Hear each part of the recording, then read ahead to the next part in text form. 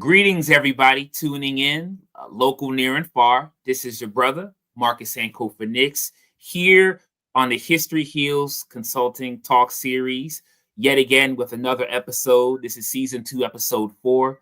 And so we are going to have a wonderful conversation, a wonderful dialogue, and a thought-provoking, therapeutic engagement. I know we will. We always do.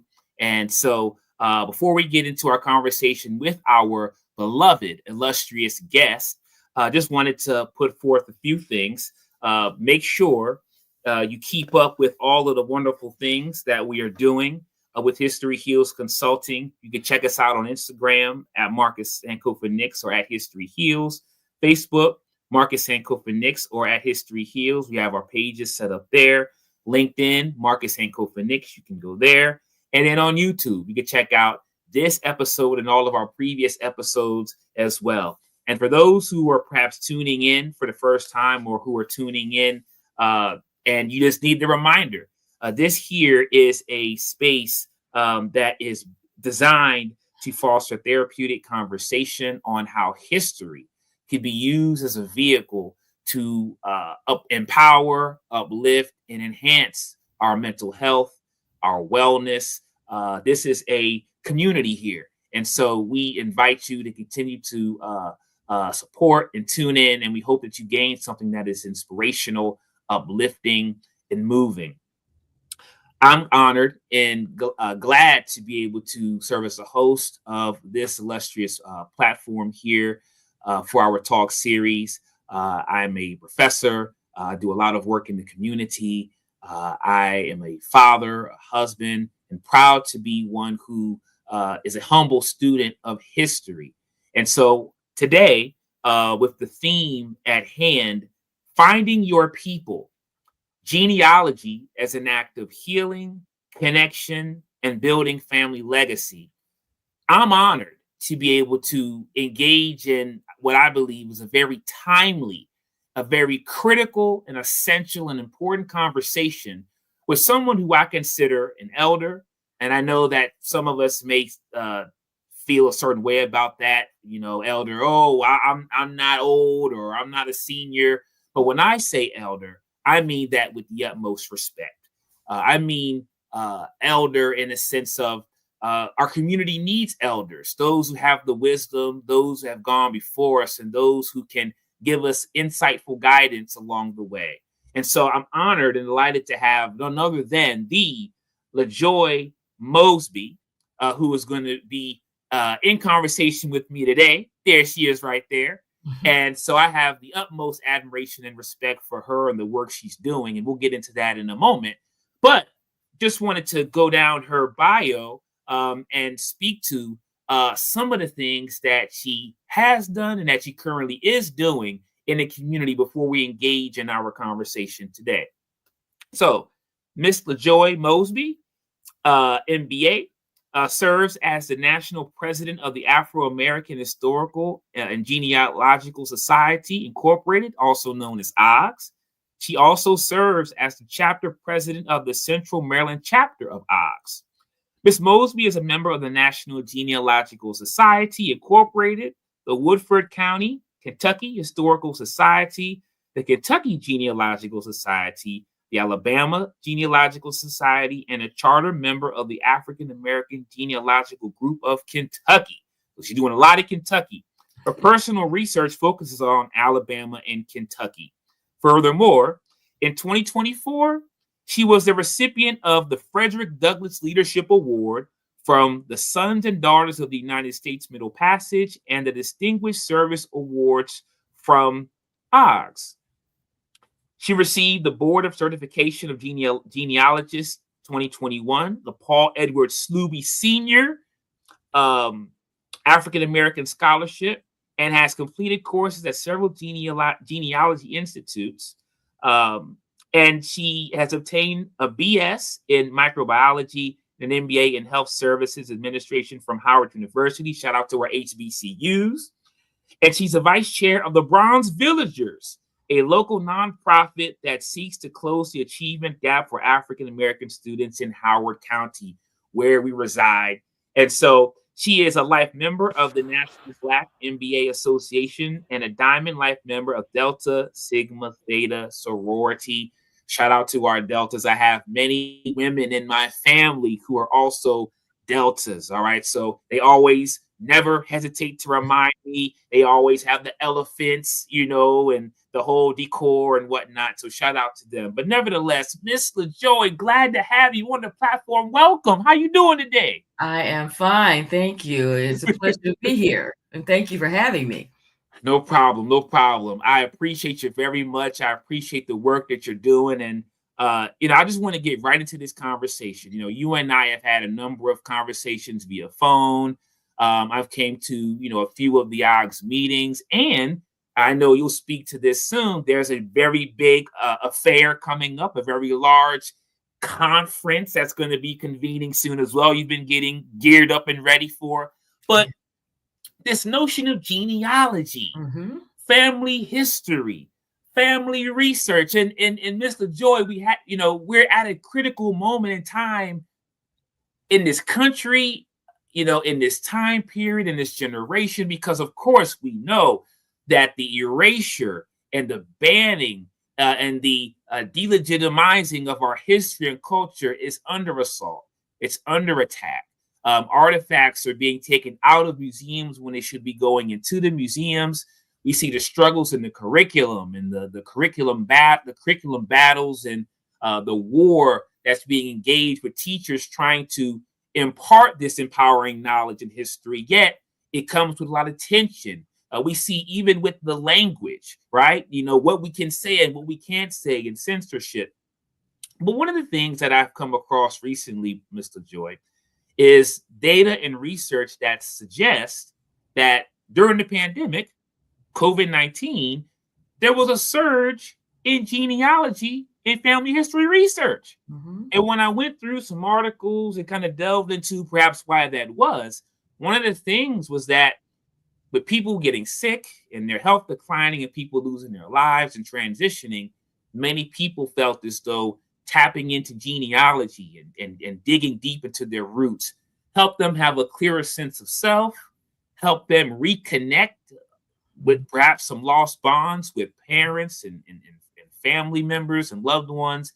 And it became, and it was something that people started to turn to. But of course, this is not anything new. Right. And I've actually, been going through a few books myself, one of which helped me to find my people by Heather Andrea Williams. I think this is a great read here that speaks to all that our ancestors went through to reclaim and reconnect lost loved ones. Another book here that I've been going into lately, Last Seen, right here by Judith Geisberg, The Enduring Search by Formerly Enslaved People to Find Their Lost Families. And there's many, many more. I'm thinking about, what is it called? By Finding a Place Called Home or something like that. Yes. You know what I'm talking about. Yes. But nevertheless, there's many things that can be said, but I want to give you a chance to speak because I know you have a lot of wisdom and a lot of jewels to share. So first and foremost, where we are in this pivotal time, what is genealogy? Number one, what is it and what is it not? And then furthermore, why might it even be needed? Why might it be useful? Why might it be important for individuals and family members and communities during this particular time? So can you speak to that for us? Sure. So, and thank you for asking. Uh, Sure. Genealogy is essentially the study of family history and lineage. And by lineage, I mean tracing the people you come from, where they lived, how they lived, and also the legacy they left behind. And at its core, genealogy is a way to connect the dots across generations. It can help us understand our roots, preserve our cultural identity, and just help us make sense of who we are. It's also practical because, of course, it can, we talk about inheritance, but it resolve legal questions, but it can also uncover uh, medical conditions that might be inherited, and also reconnect lost long family.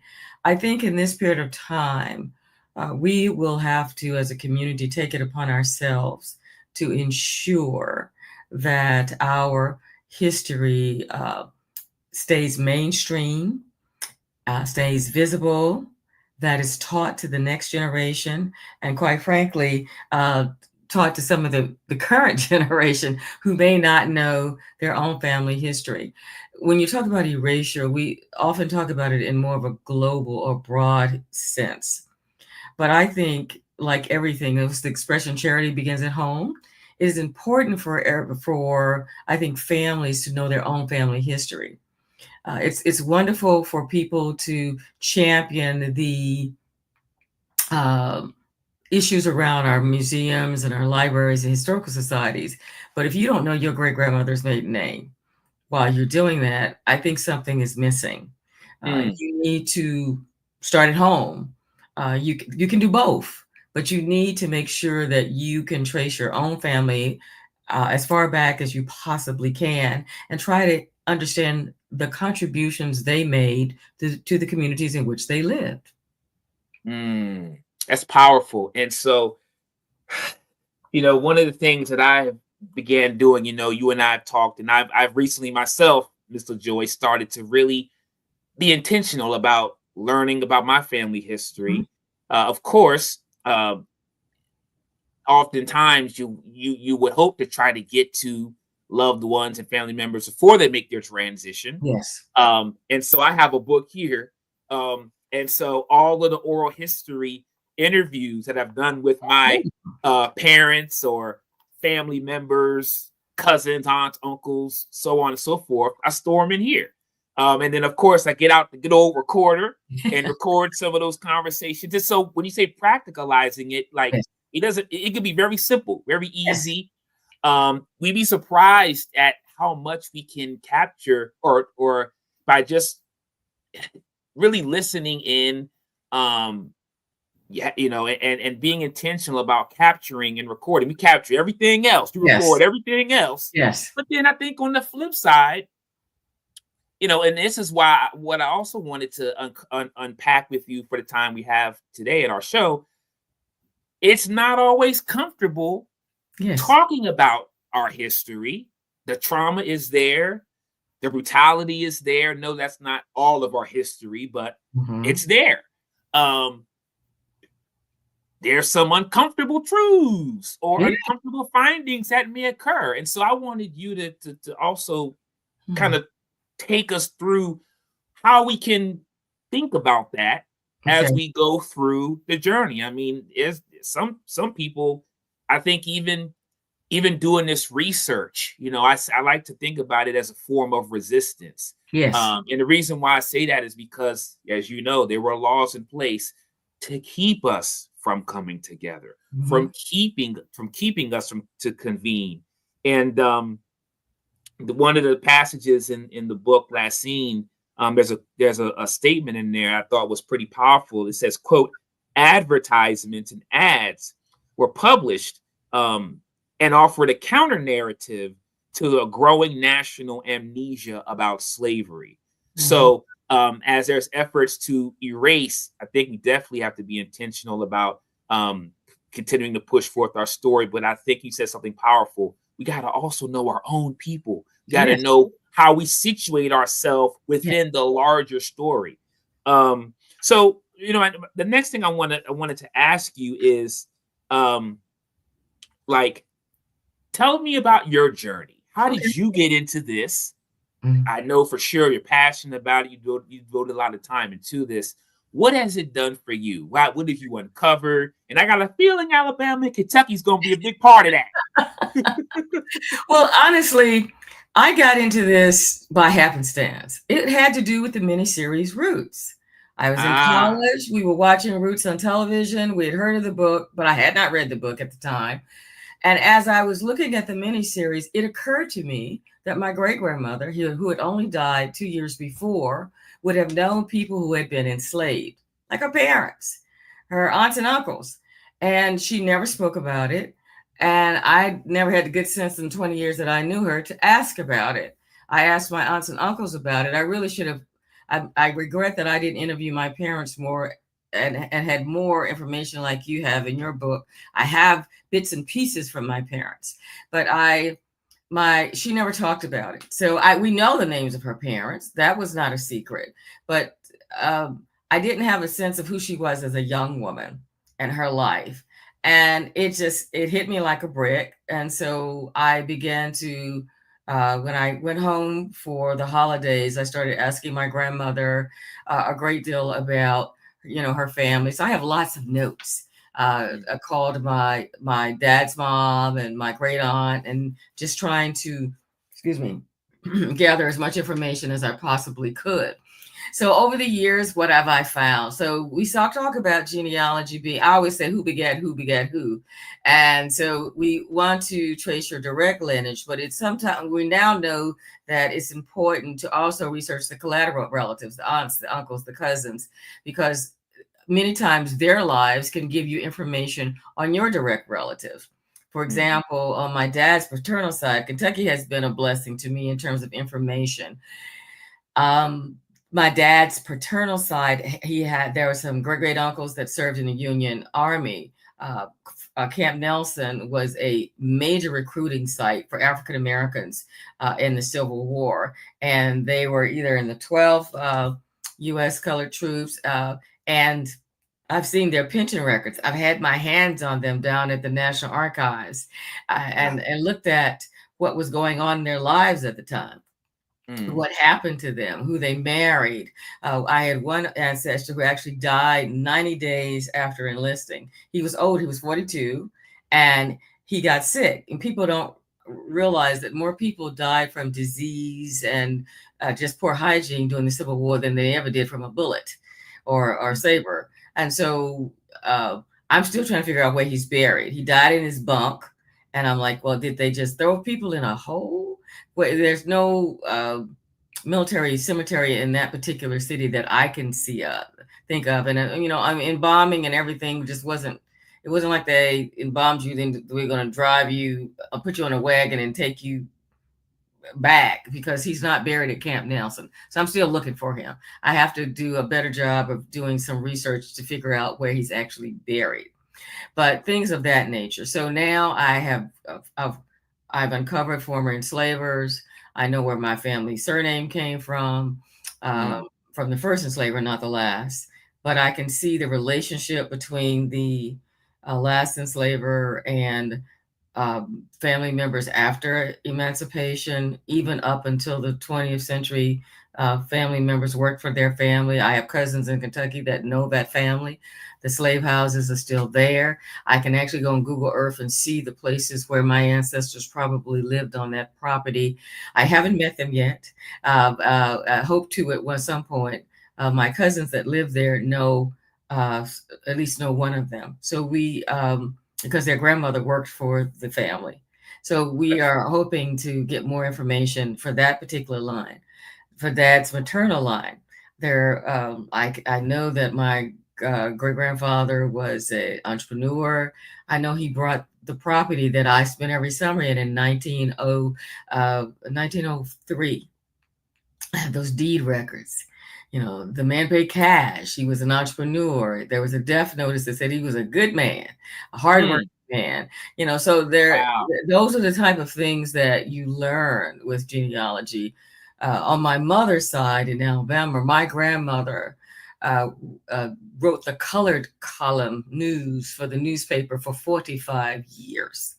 And so from Wow. 1945 to her death in 1998, she literally wrote it's called the Colored News in the Demopolis Times.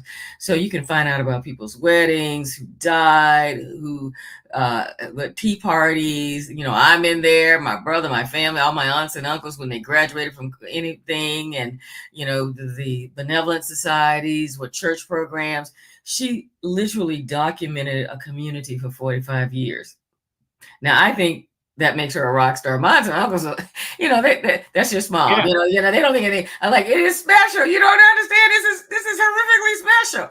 And so I think that genealogy for me has helped me understand my family's role in the community, what people did, the churches that they went to, if they were a founder of a church, if they were officer in the church, what they did in the community, the skill sets they had, who was literate, who wasn't, when people got literate.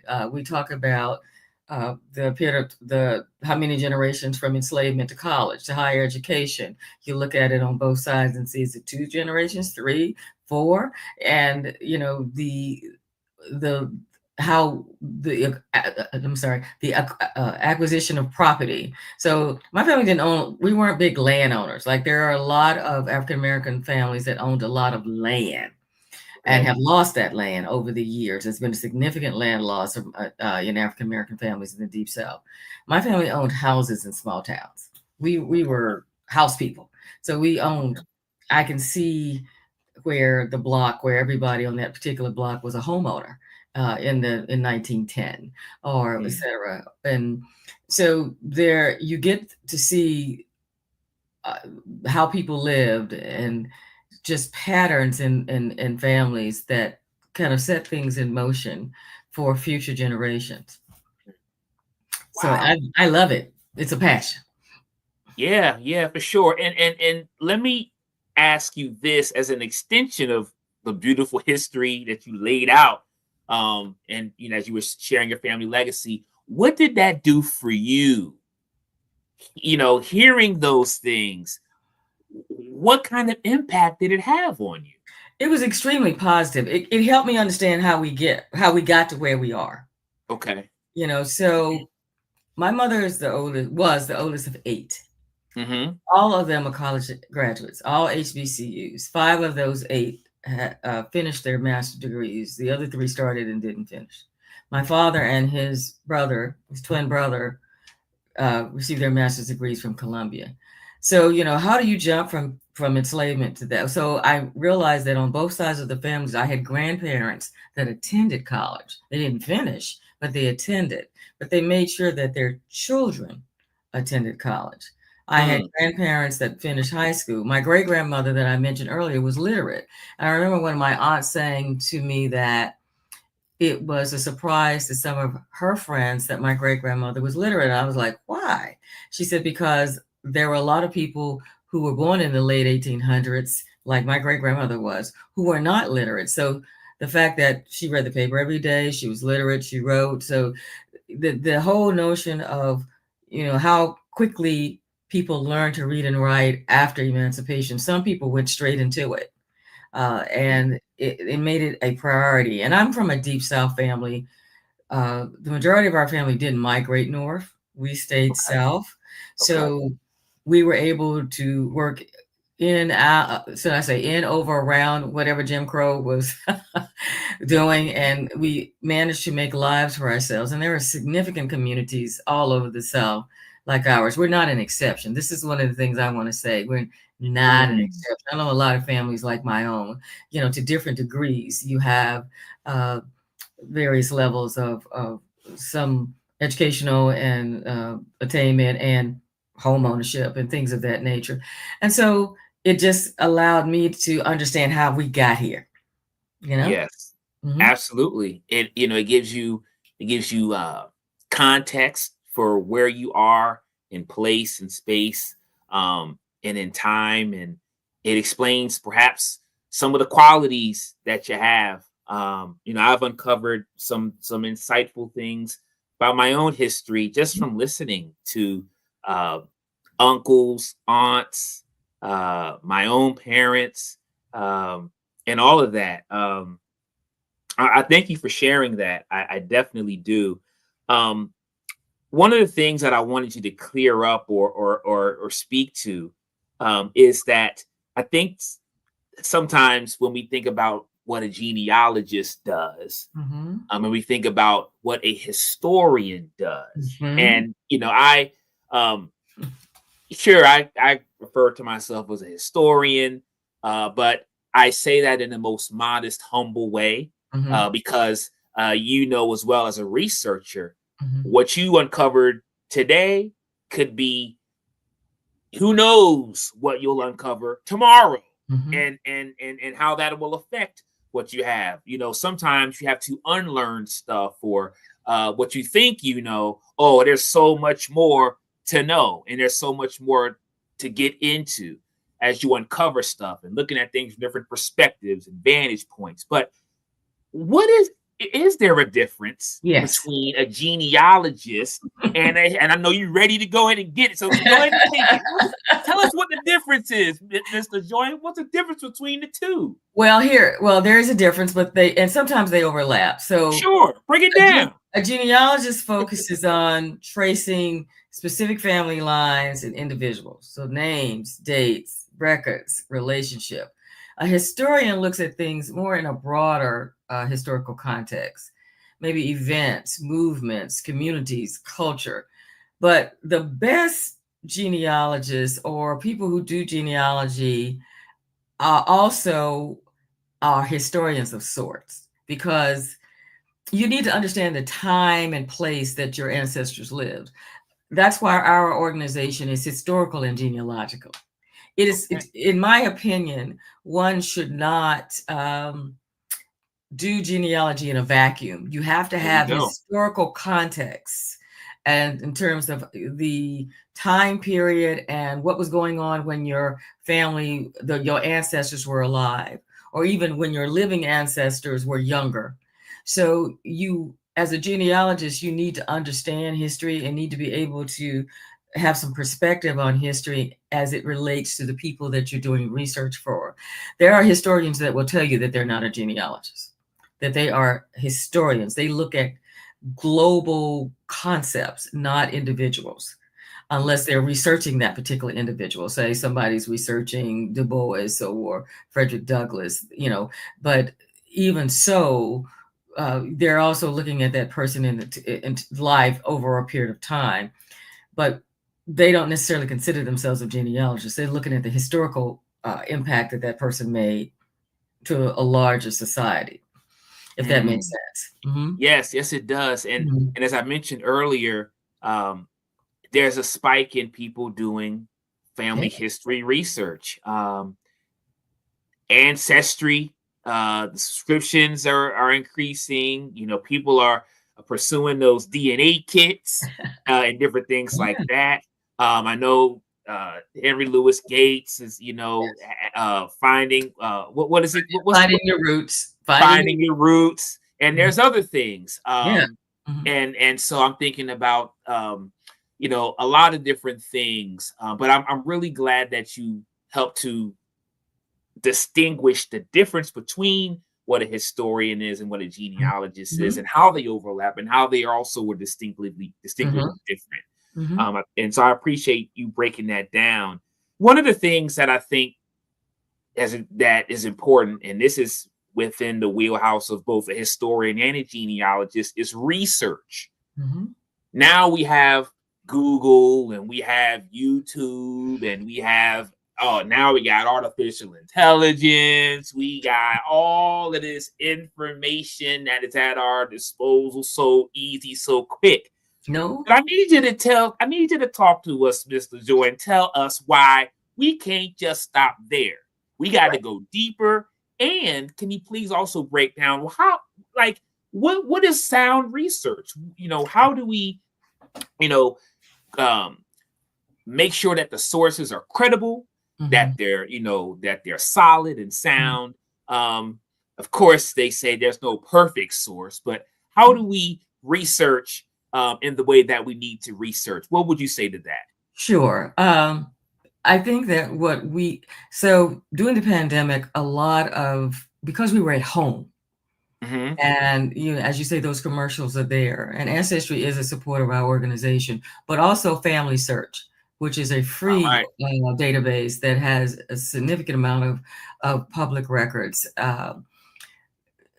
There's something called an exhaustive search, in which you want to make sure you try to look at every possible record, if you can, that can support your findings. The genealogical methods are essentially the same for everyone until you get to 1870 for African Americans. And what I mean by that is that that's where you get to a fork in the road. Why is that? Because if you are descended from free people of color, you should be able to find them in records before 1870, whether it's census records, tax records, court records. You should find them by name. And there's something called free Negro registers, depending on what state you're in, that where people who were free had to go and register. So it gives their names, their descriptions. It might say how they got free, if they were born free or if they were manumitted, etc. On the other hand, if you are descended from enslaved persons, at that point, you are researching. Once you have to identify the last enslaver. And once you do that, you then have to research their family to find your family. So that involves looking at probate records, court records, if there are family Bibles, or if they're family diaries that are in the public domain. Now, all of those things may not, the court records and the probate records definitely are public. You Okay. look at since the slave schedules to see how many enslaved persons they owned. There are very few slave schedules that actually have names. There are a few because the numerator didn't decided to ignore the instructions, but they're very, very far and few between. So you just need to try to get a idea of what this family is like. The land holdings, where did they live, how many enslaved people did they have at any given time, and when you look at, and you hope someone dies before 1865, so you can get the inventory of all of their property, since our ancestors, if they were enslaved, were property, they're listed by name. Sometimes they'll be in family groups, which is, oh, wait, now you know this, or it'll say, let's say, Mary and her son Joseph and her daughter Julie. And now you know Julie and Mary, and now you know that family group. So that can help you find those people. If they lived into freedom in 1870, you might be able to correlate the names, because people didn't move very far. You didn't have any money, remember? So you didn't move very far. So they might be still working for that person as free Hmm. people. They might be working for the next person over, because if the Freedmen Bureau was nearby, they were helping to facilitate contracts for people, so that with the idea that the people would get paid and they would have some fair treatment during that particular time. So that's when the strategy changes a bit. But the goal is to look at all the records that you can. Not everything is online. Here's the thing: not everything is online. There are a lot of public records online. You can find them, like I said, on Family Search or Ancestry. Definitely, you can, depending on where your family lived, the state archives can be a valuable resource, or the State Historical Society can be a valuable resource for you. But sometimes you got to travel. There are Ah, libraries that might have information I was on thinking various that. families that as well. There's genealogies, and somebody wrote a history of their family, and then okay, now you know that this person is this person. So, and you really, one of our members always says, follow the money. So you look at uh, especially with probate records, you look at how land was distributed and slaves were reassigned to the next generation. Sometimes our ancestors were given as gifts, wedding gifts to someone. And so you really want to try to figure out where did those people go? Where did they take these people? We have one member, Melvin Collier, who's done an excellent job of determining that some of his North Carolina family members were taken to Mississippi. And so you had a group with another member of that family. They were enslaved by the same family. But as we know, the way inheritance was back in the day, usually the oldest son got most of everything. And if you were a third or fourth son, you just needed to go west, young man, and make your life. Well, if you're going to do that, you're probably going to take your share of whatever property, quote unquote, enslaved people with you. So people started moving west. So every time I see somebody that says their family is anywhere west of those 13 original colonies, the 13 original states, I'm saying that's a destination, not an origin story. Look east. Look east. Mm-hmm. Your family's in Texas, Mississippi, Alabama, Kentucky, Tennessee, Missouri, anywhere that was a slave state, west of those 13 original colonies, or 13 original states that became part of the United States, look east. Just keep going back. Just keep going back in the records and to find out your origin story. So Melvin was able to do that, not only through records, but through DNA. He's very good with that. So his name is Melvin Collier. You need to have him on your show. I'm going to tell you that now. He's a memorizer. So he's written 3 books, and he literally was able to make that connection. And to bring these 2 families that were separated together for one major family reunion, I believe years ago. They might still have them that ongoing, where they realized that one part of the family that was in Mississippi and one part of the family was in North Carolina. Now they know each other. Now they have DNA, they have records, they have supporting documentation that says we are one big family that was separated through enslavement, but now we've come back together. African Americans have been having family reunions for generations. More of us should have them. My family's small because we call ours a gathering, and we haven't had one in a while. So I'm definitely trying to get the family on my mother's side in particular, all rallied to do that. And I think there's this notion that we do need to come together and find out who we are. DNA has, as we say, DNA doesn't lie. But, you have all these DNA cousins and you're like, who are these people? How are we related?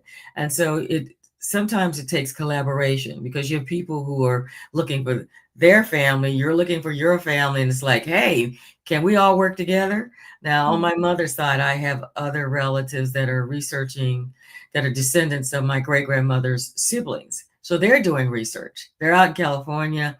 They're researching. They are descended from 2 different descendants. I have another cousin in Atlanta that is her great-grandfather was my great-grandmother's older brother. So we're all looking and all researching, and sometimes being in a collaboration on a team helps. You kind of break it up, and everybody does work, and you get together and you do your findings, and we have a finite amount of time on this earth, so we're trying to get this work done, Absolutely. Well, shout out to brother Melvin Collier. Yeah. I'm gonna ask you, Miss Lajoy, to connect us so we can get him on here.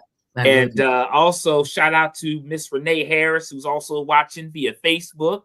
I know she's also part of the genealogy family as well too.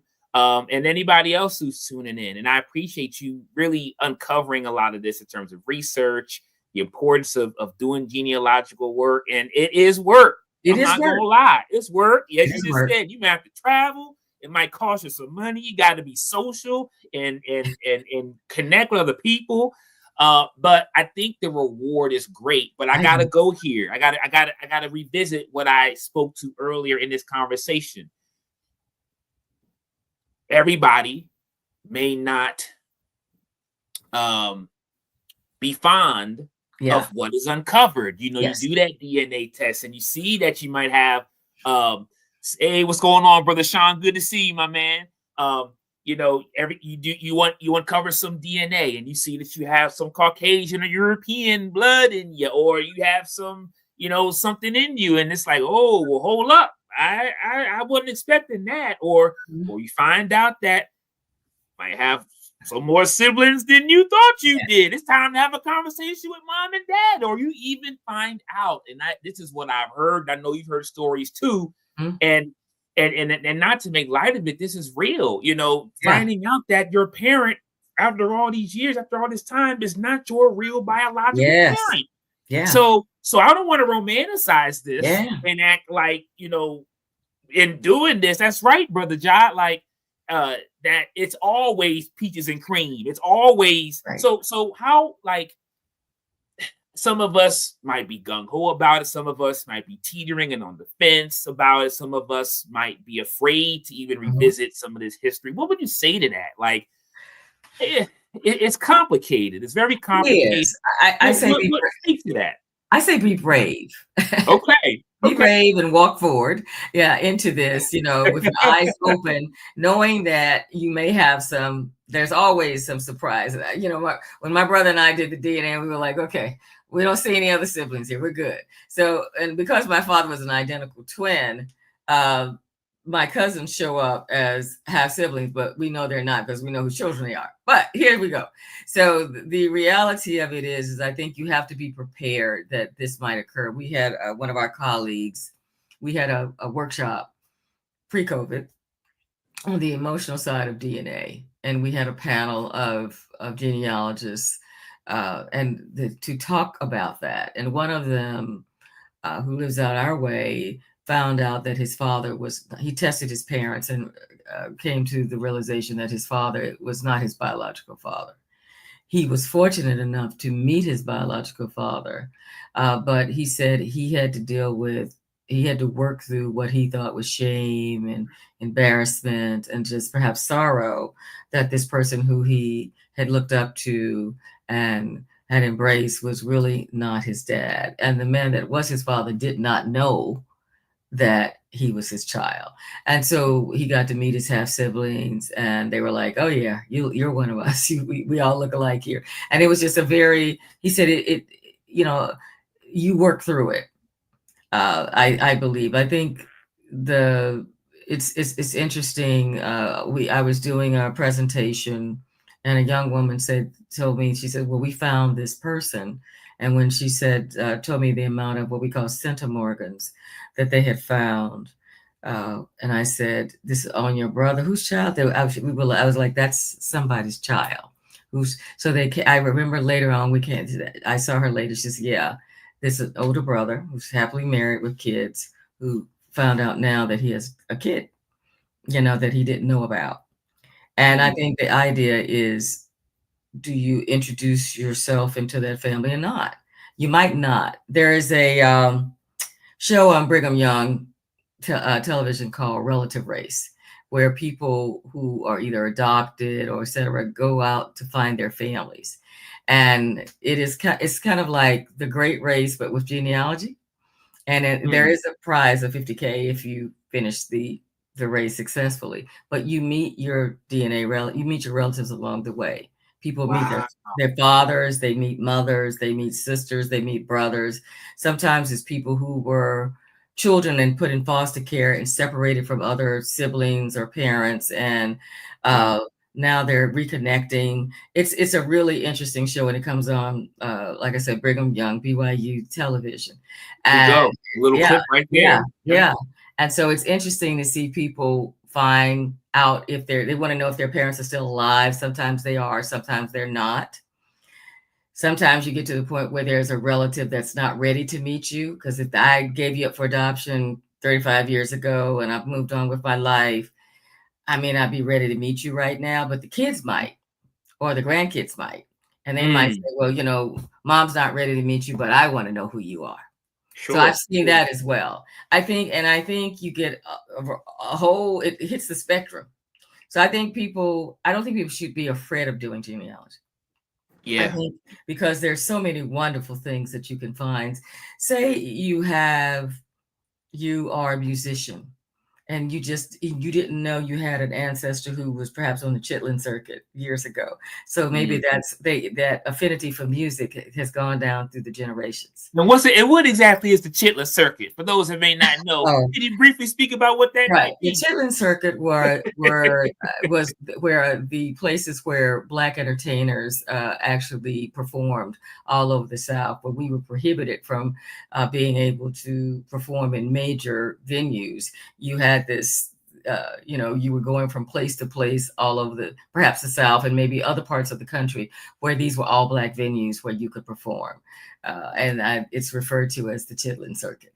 So, and that's how people made a living, going to juke joints and small clubs and supper clubs and places like that, in order to hone their craft, because they were not able to play in these larger venues until much later.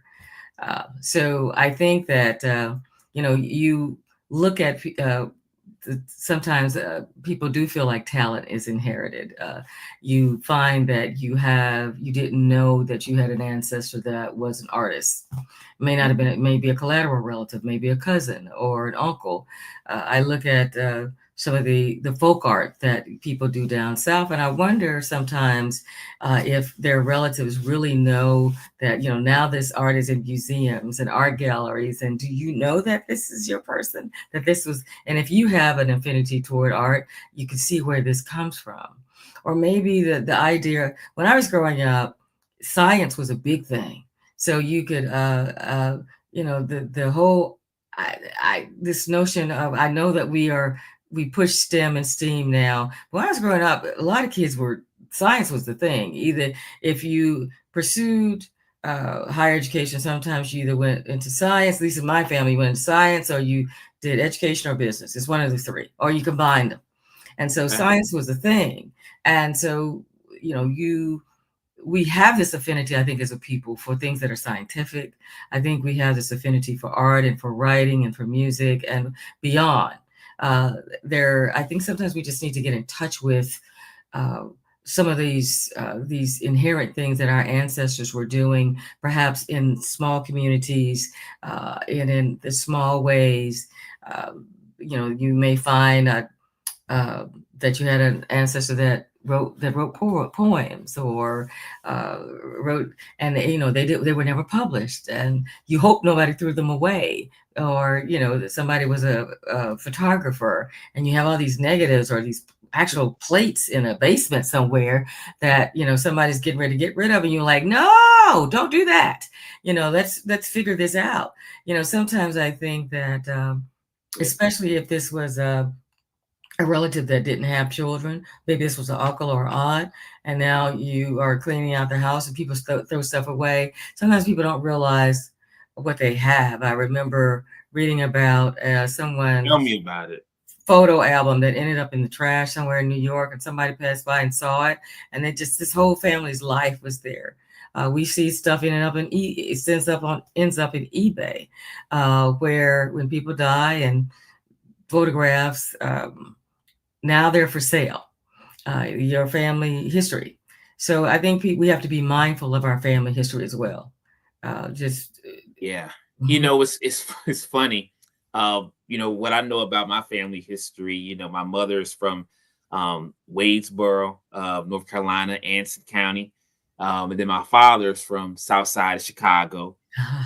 And my paternal side, my father's side, is funny. I have ministers, preachers, pastors, reverends, clergymen, all down through my father's side. And sometimes the history it's added pressure. So I Okay. remember in church, oh, I see what your father doing. When you go, you next. Oh, I can see it in him now. But you But preach in a different way. You're reaching a different way. I guess my In students a will say different I'm way. still preaching. My In a students different think I'm way. still Yeah, preaching. yeah, But yeah. yeah, and what I discovered recently, I took a trip to Indiana. Shout out to my aunt Lynette Morgan and Uncle Greg Morgan. I'm not sure if they're tuning in, but we just sat around. It was my birthday weekend, June 30th, and we got out scrapbooks. Yes. She made this beautiful YouTube um, channel of church history where my grandfather served as the pastor of Mount Moriah Missionary Baptist Church for, I believe, over 50 years or something close to that. And I'm hearing about, just through the years, just the singers and the musicians and choir directors and basketball players and educators and different things. And I think that's why it's also important for us to tell our own story. Yes. And for the longest time, our story has been suppressed. We haven't been allowed to be, tell our story in many ways. And even today, still, there are, a lot of ways in which it's not always made easy to tell that story, but we got to still tell the story. And I do agree, we have to pursue this family uncovering and this research with bravery. And as we put these pieces together, some of the things that I think about, and I think I put this out as a Facebook post a long time ago when I discovered, Mr. Joy, that grief was quite a thing. And I was thinking about how in our history and culture, commemoration and memorializing is really impactful. And I thought about just some of the ways in which we could use history as a vehicle to really heal, especially grief.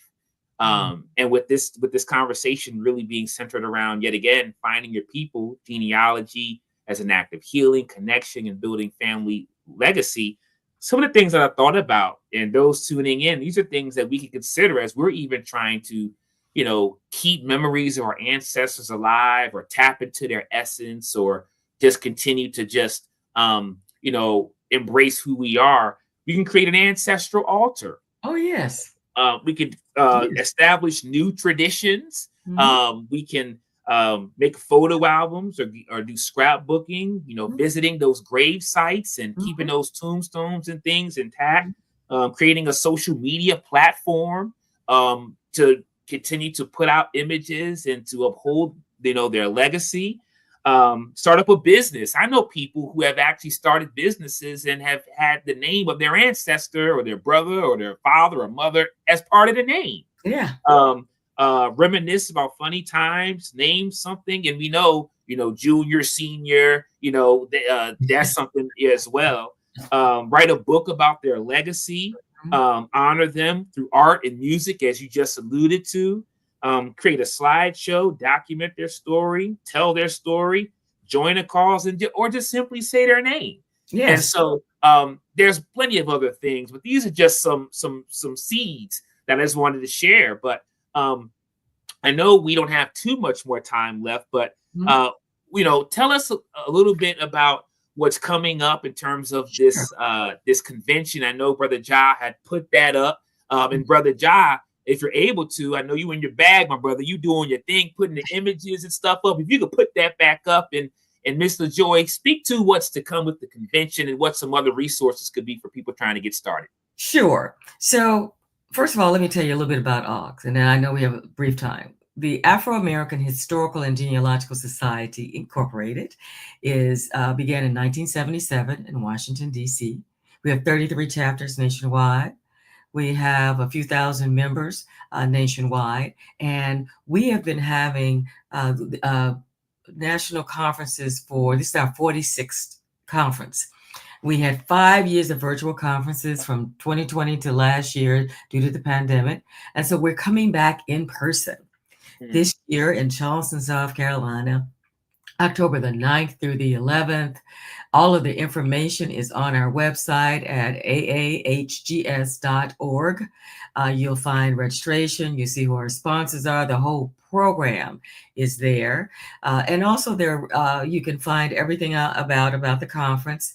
And we are really very excited about coming back in person after being virtual for 5 years.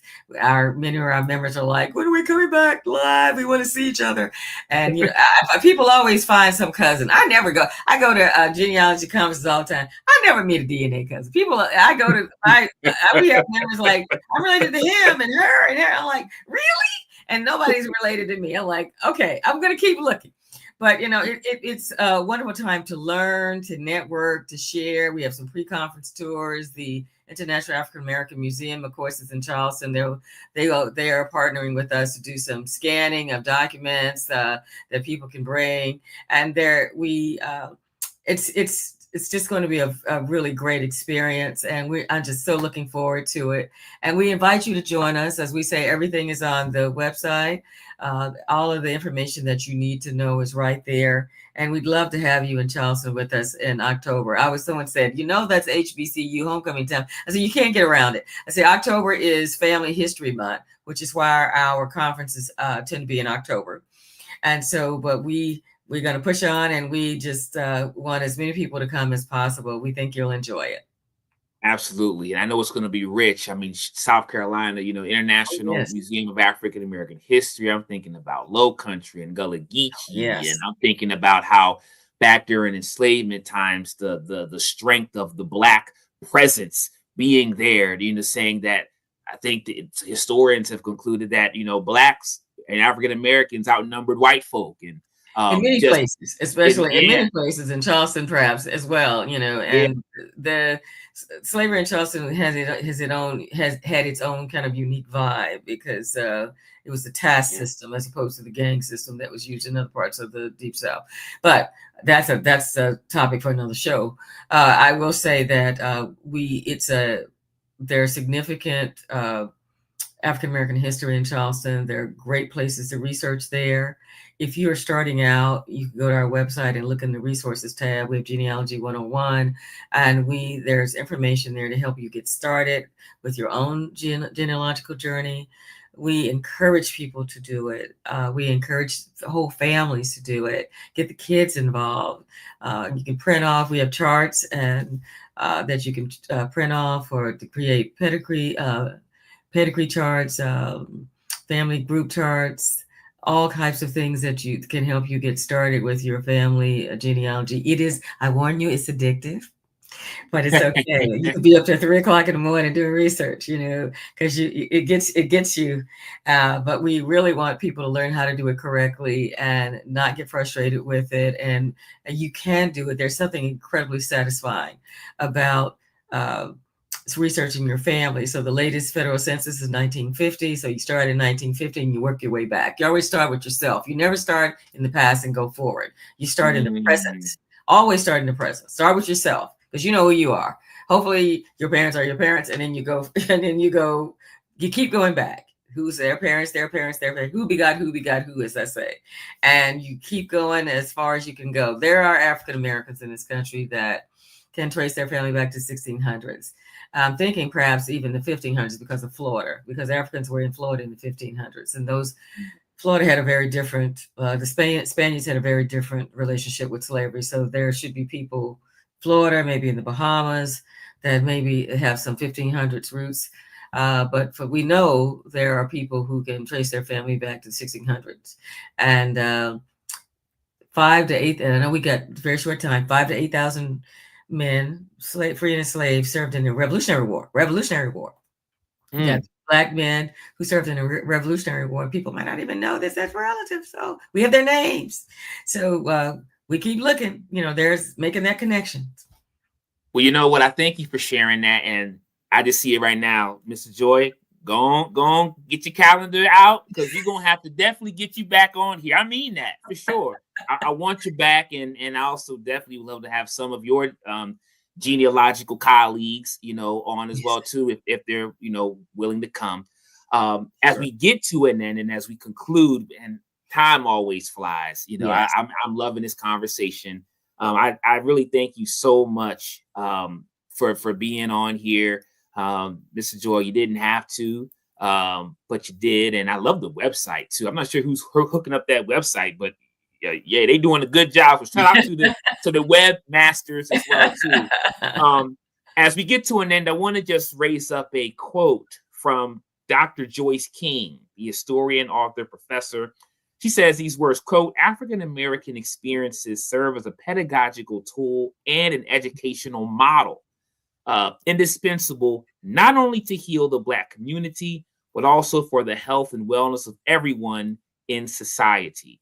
And I think that that's powerful because, of course, in this platform, we center the conversation around Black experiences, African American experience. However, what I would posit and what I would put forth is that all people in all groups and walks of life can gain inspiration and can gain um, uh, valuable life lessons through the lens of our experiences based on what we've overcome, based on what we've been through, and based on the tenacity and resilience that we still continue to exude despite obstacles that are in our way. And so I just wanted to say that for those tuning in, we can go beyond just surviving, we can thrive. And so, though we've been through things, this platform is about bringing the pieces together, restoring and healing and cultivating. And so, that being said, we appreciate you all tuning in, whether you're on Facebook or YouTube or on your phone or your tablet or your laptop or wherever. We appreciate you. And we will be back again soon for another episode of the History Heals Talk series. But until then, once again, I want to thank you, Mr. Joy, for being on with us. We're going to go ahead and sign on off and let the music and everything play from here. So peace and love to everybody. We're going to go ahead and sign on off. Peace and blessings, everybody. Nice. Thank you very much.